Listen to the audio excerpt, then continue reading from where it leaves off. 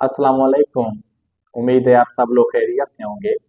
आज हम जिस टॉपिक पर बात करने वाले हैं वो ज्यादातर मसला होता है जो बूढ़े अफराद होते हैं। आजकल नौजवान नस्ल को भी हो रहा है। मेरे मेरे कहने का मकसद ये है, जो घुटनों का दर्द होता है या घुटनों में से टक टक की आवाज आती है, जोड़ों का दर्द होता है, ज्वाइंट दर्द होता है, मतलब है हड्डियों के जिधर भी जोड़ होते हैं उनमें दर्द होता है। आजकल ये ज्यादातर मसला नौजवान नस्ल में भी आ रहा है। इसका जो खास वजह है, इसकी जो खास वजह है वो है कमजोरी।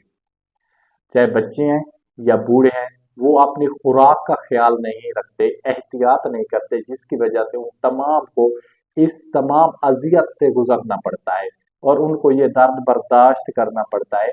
इसके लिए वो मुख्तलिफ मुआलिज के पास जाते हैं, मुख्तलिफ किस्म के मतलब अद्वियात इस्तेमाल करते हैं, इंजेक्शन लगवाते हैं, लेकिन उनको ये फर्क मतलब है नहीं आता।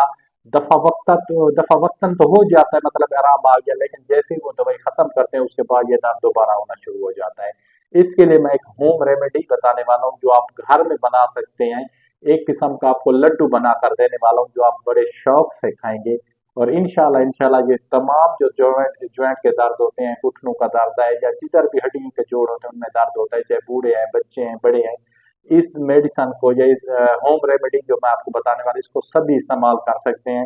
सिर्फ एक इस्तेमाल नहीं कर सकता, वो आपको आगे जाकर बताने वाला हूँ कि कौन से ऐसे अफराद हैं जो इस रेमेडी को इस्तेमाल नहीं कर सकते। सबसे इसके लिए सबसे पहले आपको देसी घी की जरूरत पड़नी है। देसी घी, गोंद की कर, इसके बाद फूल मखाने, और इसके बाद आटा, इसके बाद बेसन, और आखिरी बादाम और काजू। इसके अलावा ज्यादा चीज जरूरत नहीं पड़नी, आप हस्ब जरूरत इसको इस्तेमाल मतलब बना सकते हैं, जितनी इसकी मिकदार बढ़ा दें। सबसे पहले आपने करना क्या है, जो है गोंद की का और फूल मखाने और इनको और बादाम और काजू, ये चार चीजें, इनको आपने देसी घी में रोस्ट कर लेना है। क्या करना है, इन चारों चीजों को रोस्ट करके आपने इनका अलहदा अलहदा पाउडर तैयार कर लेना है, सफूफ तैयार कर लेना है। इसके बाद करना क्या है कि आपने आपने आटा और जो है बेसन, ये जितना भी लेना है, हाँ वजन लेना है, इसका आपने एक पेस्ट बनाना है, ये भी देसी घी में पेस्ट बनाना है।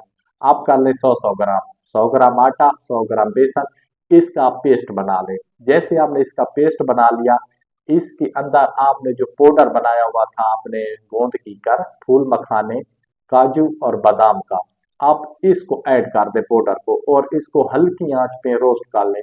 जैसे इसका कलर येलो की तरफ जाता है इसको उतार दें। अब आखिरी चीज क्या करना है, आपने लेना है 200 ग्राम गुड़, देसी गुड़ होना चाहिए। इसको आप देसी घी में आप इसका पेस्ट बना लें और इन तमाम चीजों को आपस में मिक्स कर दें। जैसे ये तमाम चीजें मिक्स हो जाती हैं, वो मुकम्मल पेस्ट एक बन जाता है। इसको आप उतार कर इसको ठंडा कर लें और इसके छोटे छोटे आप लड्डू बना लें। क्या करें, इसके छोटे छोटे लड्डू बना लें।